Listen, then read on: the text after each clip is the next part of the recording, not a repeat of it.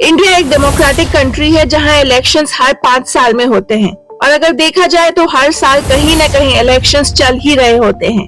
कभी लोकसभा, कभी state elections और कभी बाय इलेक्शंस। और जब भी इलेक्शंस का टाइम आता है तो एक चीज बार बार दिखाई देती है और वो है रिलीजन या कास्ट पर चर्चा तेज हो जाती है या फिर कुछ बेसिक इश्यूज जैसे कि रोटी कपड़ा मकान के बारे में बात होती है। लेकिन एक चीज मैंने नोटिस की है, पहले लोग जीडीपी, इकोनॉमी जैसे टेक्निकल टर्म्स पर बात नहीं करते थे। आज का आम आदमी भी यह पूछ रहा है कि क्या इंडिया की जीडीपी बढ़ रही है, इकोनॉमी का क्या हाल है, और इसका जवाब दिया जाए तो हाँ, इंडिया की जीडीपी बढ़ रही है। भारत जल्दी 2026 में ही जापान को पीछे छोड़ के दुनिया की चौथी सबसे बड़ी अर्थव्यवस्था बन जाएगा। लेकिन सवाल यह उठता है कि क्या जीडीपी बढ़ने से एक आम आदमी की जिंदगी सच में सुधर रही है? क्या एक कॉमन मैन को इसका कोई डायरेक्ट फायदा हो रहा है? क्योंकि जब हम जीडीपी के नंबर्स देखते हैं तो एक बहुत ही बड़ा इश्यू इग्नोर हो जाता है और वह है इनकम इनइक्वालिटी का। जीडीपी तो बढ़ रहा है लेकिन उसके साथ साथ अमीर और गरीब के बीच का फर्क भी तेज गति से बढ़ता जा रहा है। भारत दुनिया की फास्टेस्ट ग्रोइंग इकोनॉमीज में से एक है, लेकिन इसका यह मतलब नहीं है कि हर इंसान की फाइनेंशियल सिचुएशन इम्प्रूव हो रही है। अगर आंकड़ों पर ध्यान दें तो 2024 में ग्रोथ रेट 8% रही, लेकिन कंजम्पशन ग्रोथ सिर्फ 4% ही रही। मिडिल क्लास जो बैकबोन होता था इकोनॉमी का, उसका शेयर भी धीरे धीरे कम होता जा रहा है। यह मुद्दा सिर्फ इकोनॉमिक नहीं है बल्कि हमारे पूरे सोसाइटल स्ट्रक्चर को प्रभावित करेगा। लेकिन अफसोस की बात यह है कि ना तो मेन स्ट्रीम मीडिया इस पर खुलकर बात करता है और ना ही पॉलिटिशियंस इसे हाईलाइट करते हैं। तो जब हमने ये समझ लिया कि सिर्फ जीडीपी का बढ़ना जरूरी नहीं है बल्कि उसका डिस्ट्रीब्यूशन भी इक्विटेबली होना चाहिए, तो एक और इम्पोर्टेंट क्वेश्चन उठता है, इंडिया में इनकम इनइक्वालिटी का असली हाल क्या है? क्या यह सिर्फ एक थ्योरेटिकल कॉन्सेप्ट है या इसका डायरेक्ट इम्पैक्ट आपकी लाइफ पर भी पड़ रहा है? अब हम बात करेंगे रियल नंबर्स और फैक्ट्स की, जो सिर्फ स्टैटिस्टिक्स ही नहीं बल्कि ग्राउंड रियलिटी को रिफ्लेक्ट करते हैं। एक ऐसी ही रियलिटी जो हमें हर दिन देखने को मिलती है। मार्च 2024 में वर्ल्ड इनइक्वालिटी लैब की एक रिपोर्ट आई जो इंडिया की इकोनॉमिक इनइक्वालिटी पर फोकस करती है, और जो डेटा सामने आया वो सच में शॉकिंग है। इस रिपोर्ट के मुताबिक इंडिया की इनइक्वालिटी ब्रिटिश कॉलोनियल टाइम से भी ज्यादा खराब हो चुकी है। आज भारत के सिर्फ टॉप 1% रिचेस्ट लोगों के पास 22% से ज्यादा नेशनल इनकम है और वे 40% से भी ज्यादा नेशनल वेल्थ कंट्रोल करते हैं। लेकिन सवाल यह है कि बाकी 50% पॉपुलेशन कहाँ है, उसका कितना हिस्सा है? रियलिटी यह है कि आधी से ज्यादा पॉपुलेशन 6% नेशनल वेल्थ होल्ड करती है। इसका सीधा इम्पैक्ट उनके बेसिक नीड्स और अपॉर्चुनिटीज पर पड़ता है। एजुकेशन हो, हेल्थ केयर हो या जॉब्स, हर जगह एक ह्यूज गैप दिखाई देता है। इंडिया की इनकम और वेल्थ इनइक्वालिटी दुनिया के हाईएस्ट लेवल्स पर है, जिसमें सिर्फ टॉप 1% लोग डिस्प्रपोर्शनेटली बड़ा हिस्सा ले रहे हैं, जबकि करोड़ों लोग अपनी जरूरतों के लिए स्ट्रगल कर रहे हैं। इस ग्राफ को अगर देखें तो भारत में 1991 के बाद से टॉप 1% की वेल्थ शेयर तेजी से बढ़ी है। 2000 के बाद यह और भी ज्यादा बढ़ गई और अब यह सबसे ऊपर है। इसका मतलब यह है कि अमीर लोग और अमीर हो गए जबकि गरीबों की स्थिति ज्यादा नहीं बदली। China, US, UK, South Africa, Brazil, इन देशों में भी अमीरों का वेल्थ शेयर बढ़ा, लेकिन इंडिया की तरह इतना तेजी से नहीं। अब ऑक्सफैम की एक और रिपोर्ट देखिए जो इंडिया की वेल्थ इनइक्वालिटी को और क्लियर तरह से दिखाती है। कोविड पैंडेमिक के दौरान दुनिया में जितने नए लोग गरीब हुए उनमें से आधे सिर्फ भारत से थे। 84% इंडियन हाउसहोल्ड्स की इनकम कम हो गई और 4.6 करोड़ लोग एक्सट्रीम पॉवर्टी में चले गए। मतलब कोविड सिर्फ एक हेल्थ क्राइसिस नहीं था बल्कि एक इकोनॉमिक डिजास्टर भी था जो करोड़ों लोगों की फाइनेंशियल कंडीशन को खराब कर गया। कोविड के बाद भारत की इकोनॉमिक रिकवरी को के शेप्ड जैसी कहा गया है। एक तरफ कुछ लोग जो स्किल्ड प्रोफेशनल्स थे, tech, pharma, IT, e commerce जैसे सेक्टर्स में एम्प्लॉयड थे, उनकी इनकम तेजी से बढ़ी है, और पुअर और मिडिल क्लास स्ट्रगल कर रहा है क्योंकि उन्हें आमदनी में कमी, बेरोजगारी और महंगाई की मार झेलनी पड़ी है। कोविड के दौरान भारत में बिलियनर्स की संख्या 40 से बढ़ गई और 142 तक 2021 में पहुंच गई। कुछ उदाहरण जो के शेप्ड रिकवरी दिखाते हैं। लग्जरी आइटम्स की सेल्स बढ़ गई है, मतलब अमीर लोग ज्यादा पैसे खर्च कर रहे हैं, वहीं रूरल एरियाज में फास्ट मूविंग कंज्यूमर गुड्स की सेल्स गिर रही है, मतलब लोअर इनकम ग्रुप्स के पास पास बेसिक चीजें खरीदने के लिए भी पैसे कम है। यूथ में अनएम्प्लॉयमेंट अपने हाई पर है। 2022 में अनएम्प्लॉयमेंट रेट शहरी इलाकों में 17.2% थी और वहीं रूरल एरियाज में वह 10.6% थी। अगर हम टैक्स बर्डन को देखें तो जीएसटी का 64% हिस्सा बॉटम 50% लोगों से आता है, जबकि सिर्फ 4% टैक्स टॉप 10% लोग भरते हैं।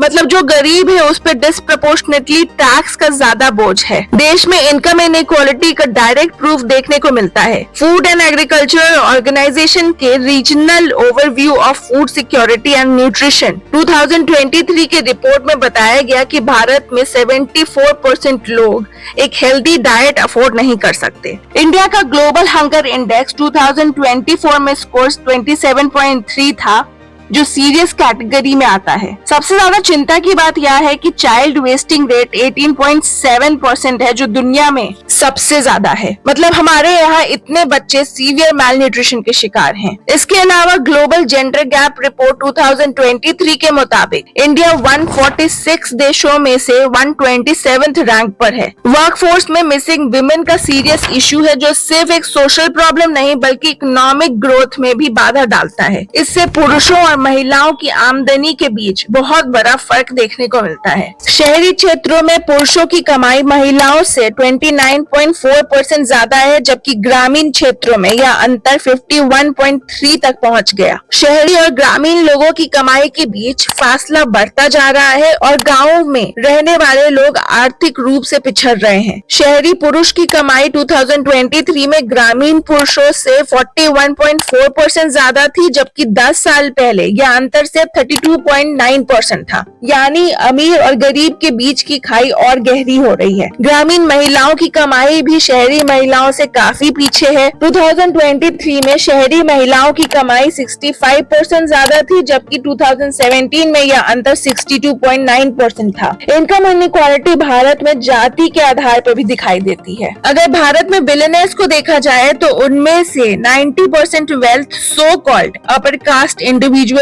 होल्ड करते हैं। यह आंकड़ा एक बहुत ही गहरा सोशियो इकोनॉमिक डिवाइड दिखाता है। भारत में जाति व्यवस्था सिर्फ सामाजिक नहीं बल्कि आर्थिक असमानता को भी बढ़ावा देती है। कुछ समुदायों को सदियों से शिक्षा, स्वास्थ्य, नौकरियों और संपत्ति के अधिकार से वंचित रखा गया, जिससे आर्थिक रूप से पिछड़ने का सिलसिला जारी रहा। जो जातियां पहले से संपन्न थी वे और अमीर हो गए और जो वंचित थी वे गरीब ही बनी रही।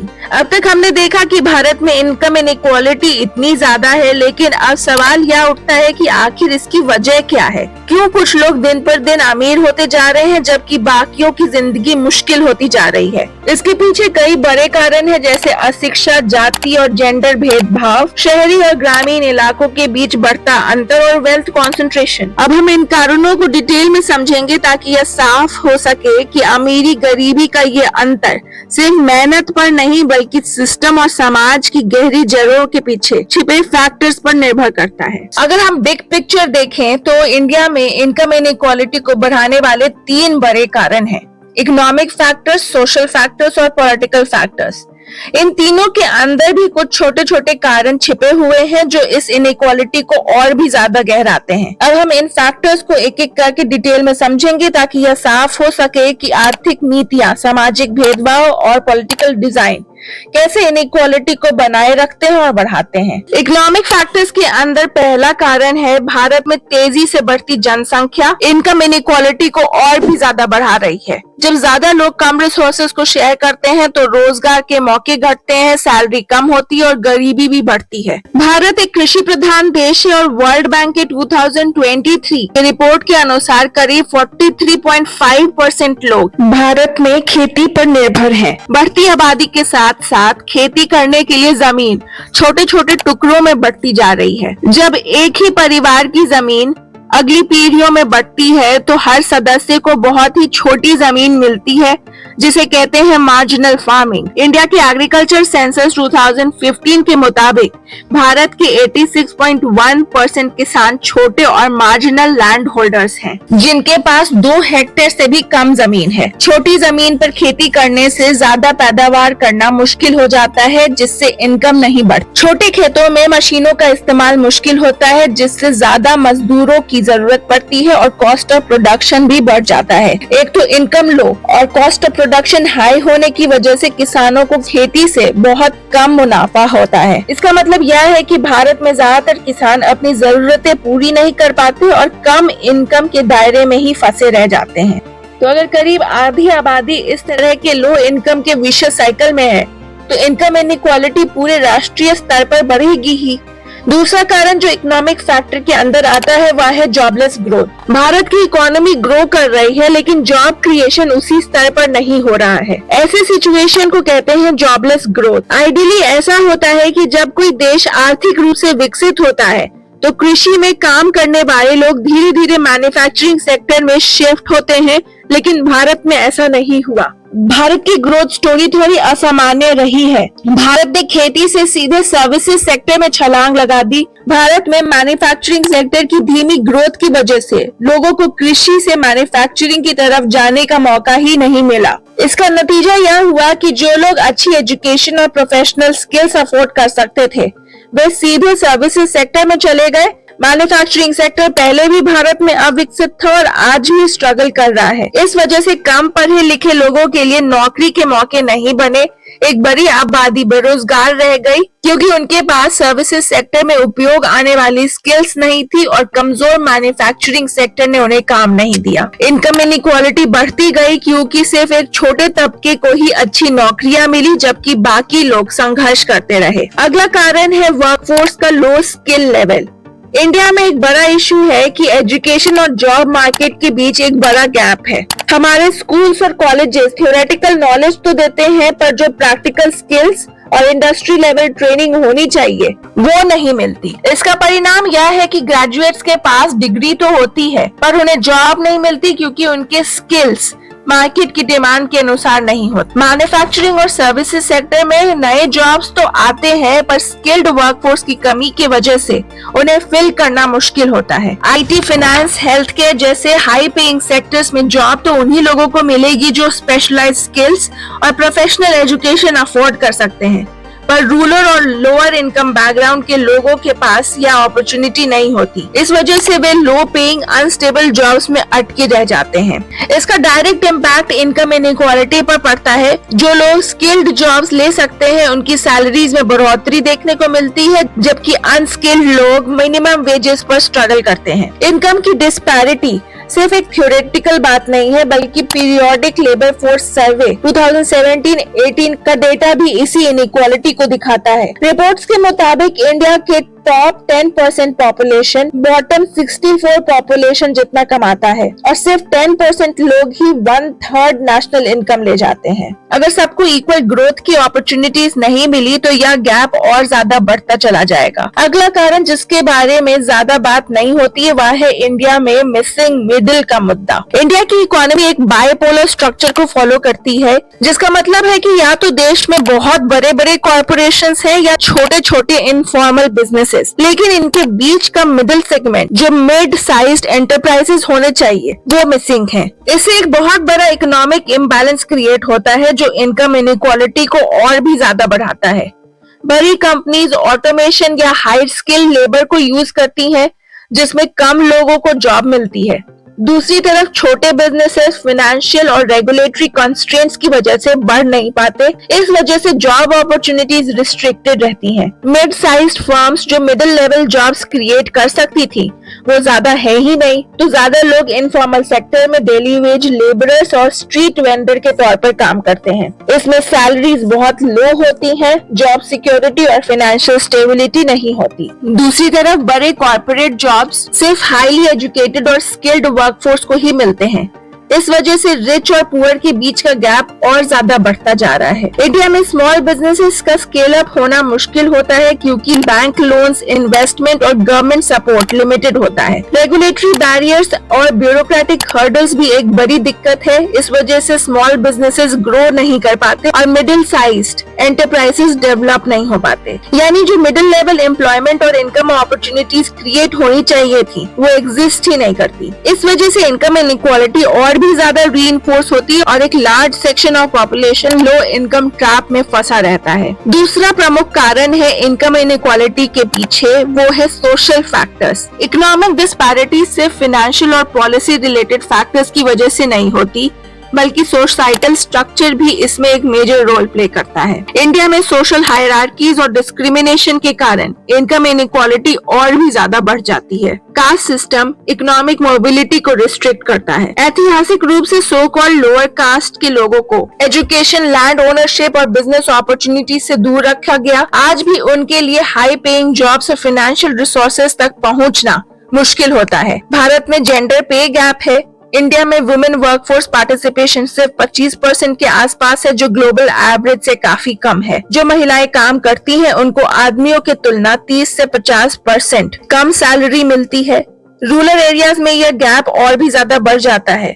महिलाएं ज्यादातर इनफॉर्मल सेक्टर जॉब्स करती हैं, जिसमें सोशल सिक्योरिटी और फाइनेंशियल स्टेबिलिटी नहीं होती। पुअर एजुकेशन सिस्टम भी एक बड़ा कारण है इनकम इनइक्वालिटी के पीछे। गवर्नमेंट जॉब्स और रूरल एरियाज में एजुकेशन सिस्टम में क्वालिटी ना होने के कारण यूथ को स्किल बेस्ड जॉब्स नहीं मिलती। प्राइवेट एजुकेशन एक्सपेंसिव होने की वजह से लो इनकम फैमिलीज के लिए अपवर्ड मोबिलिटी डिफिकल्ट हो जाती है। तीसरा प्रमुख कारण इनकम इनइक्वालिटी के पीछे है पॉलिटिकल फैक्टर्स। पॉलिटिक्स का बड़ा रोल होता है इंडिया की इकोनॉमी पर, और पॉलिटिकल डिसीजंस इनकम डिस्ट्रीब्यूशन को डायरेक्टली इफेक्ट करते हैं। लेकिन प्रॉब्लम यह है कि करप्शन, इनइफेक्टिव वेलफेयर प्रोग्राम्स और अमीर लोगों का पॉलिटिक्स में बढ़ता इन्फ्लुएंस इनकम इनइक्वालिटी को और भी ज्यादा रीइंफोर्स करता है। करप्शन एक बड़ी समस्या है जो गवर्नमेंट फंड्स का गलत इस्तेमाल होने देती है। आज के टाइम में रिच बिजनेस ओनर्स और इंडस्ट्रियलिस्ट का पॉलिटिकल डिसीजन मेकिंग पर बड़ा इम्पैक्ट है। ये लोग पॉलिटिकल डोनेशंस देते हैं, इलेक्शंस को फंड करते हैं और पॉलिसीज को अपने फेवर में बनवाते हैं, क्योंकि पॉलिसीज रिच लोगों के बिजनेसेस और एसेट्स को काफी हद तक प्रोटेक्ट करने के लिए बनाई जाती हैं, लेकिन स्मॉल बिजनेसेस और वर्कर्स को फाइनेंशियल स्ट्रगल फेस करनी पड़ती है। तो जब तक पॉलिटिकल सिस्टम करप्शन फ्री नहीं होगा और फेयर पॉलिसीज नहीं बनेंगी, तो सभी लोगों को इक्वल ग्रोथ अपॉर्चुनिटीज नहीं मिलेंगी और इनकम इनइक्वालिटी और बढ़ती रहेगी। जब इनकम इनइक्वालिटी बढ़ती है तो सिर्फ पुअर और मिडिल क्लास ही सफर नहीं करते, बल्कि पूरी इकोनॉमी ही स्लो डाउन हो जाती है। जब पैसे सिर्फ एक छोटी एलीट क्लास के पास ही कॉन्सेंट्रेट हो जाएं, तो डिमांड और कंजम्पशन गिरने लगती है, क्योंकि मेजॉरिटी पॉपुलेशन के पास खरीदने के लिए पैसे ही नहीं बचते। इसका डायरेक्ट इम्पैक्ट इकोनॉमिक ग्रोथ पर पड़ता है, क्योंकि लोग अगर स्पेंडिंग नहीं करेंगे तो बिजनेसेस भी नहीं ग्रो होंगे और नया एम्प्लॉयमेंट भी नहीं क्रिएट होगा। लेकिन इससे भी बड़ा डेंजरस इम्पैक्ट क्राइम और सोशल अनरेस्ट के फॉर्म में दिखाई देता है। जब यूथ को जॉब्स नहीं मिलती या उनकी इनकम बहुत लो होती है, तो फ्रस्ट्रेशन बढ़ने लगता है और क्राइम रेट्स ऊपर जाने लगते हैं। जब सोसाइटी में इकोनॉमिक डिस्पैरिटी एक्सट्रीम हो जाती है, तो प्रोटेस्ट्स, रायट्स और वायलेंट क्राइम्स बढ़ने लगते हैं, क्योंकि लोग अपनी डिससैटिस्फैक्शन एक्सप्रेस करने के लिए एक्सट्रीम स्टेप्स लेने लगते हैं। एक स्टेबल और ग्रोइंग इकोनॉमी तभी पॉसिबल है जब सभी लोगों को फेयर इकोनॉमिक अपॉर्चुनिटीज मिले। अगर इनकम गैप इतना ज्यादा हो गया कि सिर्फ अमीर लोग और अमीर हो रहे हैं और गरीब और भी ज्यादा गरीब हो रहे हैं, तो यह लॉन्ग टर्म इकोनॉमिक इंस्टेबिलिटी और सोशल ब्रेकडाउन का सिग्नल है। इस वजह से इनकम इनइक्वालिटी को रिड्यूस करना सिर्फ एक सोशल जस्टिस का इशू नहीं है, बल्कि एक इकोनॉमिक नेसेसिटी है। यह मुद्दा सिर्फ भारत का ही नहीं, बल्कि एक ग्लोबल चैलेंज है। यह एक कॉम्प्लेक्स और मल्टी डायमेंशनल इशू है, जिसमें कई इकोनॉमिक, सोशल और पॉलिटिकल फैक्टर्स का रोल होता है। इसको सॉल्व करने के लिए एक सिंगल सोल्यूशन काफी नहीं होगा, बल्कि मल्टीपल स्ट्रैटेजीज को इम्प्लीमेंट करना होगा जो कि लॉन्ग टर्म और सस्टेनेबल हो। पहला, education and skill development. Quality education और स्किल बेस्ड ट्रेनिंग को सभी के लिए एक्सेसिबल बनाना होगा, ताकि लो इनकम ग्रुप्स भी अच्छी जॉब्स पा सकें। दूसरा, progressive taxation and wealth redistribution. Rich और अल्ट्रा रिच पर फेयर टैक्स पॉलिसीज लगानी होंगी, ताकि गवर्नमेंट के पास वेलफेयर स्कीम्स और पब्लिक सर्विसेज इंप्रूव करने के लिए फंड्स हों। सोशल वेलफेयर प्रोग्राम्स को स्ट्रेंथन करना होगा। हेल्थ, एजुकेशन और सोशल सिक्योरिटी स्कीम्स को ट्रांसपेरेंट और इफेक्टिव बनाना जरूरी है, ताकि बेनिफिट एक्चुअली नीडी जल्दी लोगों तक पहुंचे। मैन्युफैक्चरिंग सेक्टर को ग्रो करना होगा ताकि रूरल और अनस्किल्ड लेबर फोर्स को जॉब्स मिले और उनका इनकम लेवल इम्प्रूव हो। पॉलिटिकल और इकोनॉमिक रिफॉर्म्स, क्रॉनिक कैपिटलिज्म और करप्शन को कंट्रोल करना होगा ताकि इकोनॉमिक पॉलिसी सिर्फ एलीट के बेनिफिट के लिए ना बने बल्कि पूरे देश के प्रोग्रेस के लिए बने। तो कह सकते हैं कि इनकम इनइक्वालिटी को रिड्यूस करना सिर्फ एक सोशल ऑब्लिगेशन नहीं बल्कि इकोनॉमिक स्टेबिलिटी और लॉन्ग टर्म नेशनल ग्रोथ के लिए भी जरूरी है। अगर सही पॉलिसीज और इफेक्टिव इम्प्लीमेंटेशन हो तो इंडिया एक ज्यादा इंक्लूसिव और बैलेंस्ड इकोनॉमी की तरफ बढ़ सकता है। अब तक के लिए वीडियो में इतना ही। अगर ये वीडियो आपको पसंद आया तो लाइक करें और चैनल को सब्सक्राइब भी करें ताकि आपको ऐसे ही और इन्फॉर्मेटिव वीडियोस मिलते रहें। अगर आपके कोई भी थॉट्स या ओपिनियन है इस टॉपिक पर तो कमेंट्स में लिखना मत भूलिएगा। आपका वीडियो देखने के लिए बहुत बहुत